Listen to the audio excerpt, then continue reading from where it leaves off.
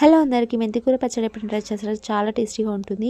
ఒక ప్యాన్లో ఆయిల్, మెంతులు, ఆవాలు, మినపప్పు, శనగపప్పు, జీలకర్ర వేయించుకోవాలి. తర్వాత ధనియాలు, కాస్తని నువ్వులు వేసుకొని ఎండుమిర్చి వేసుకొని బాగా వేయించుకోవాలి.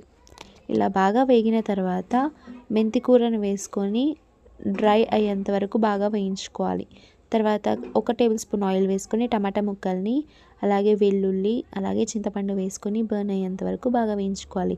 ఇప్పుడు ఇదంతా చల్లారిన తర్వాత గ్రైండ్ చేసుకోవాలి. ఇప్పుడు తాలింపు కోసం ఒక ప్యాన్లో ఆయిల్, జీలకర్ర, మినపప్పు, శనగపప్పు, వెల్లుల్లి, కరివేపాకు, ఎండుమిర్చి, కాస్త ఇంగువ వేసుకొని ఇందాక గ్రైండ్ చేసుకున్న పచ్చడి వేసుకొని కాస్త సాల్ట్, అలాగే పసుపు, కాస్త కారం తక్కువ అనిపించింది అందుకే కారం వేసాను.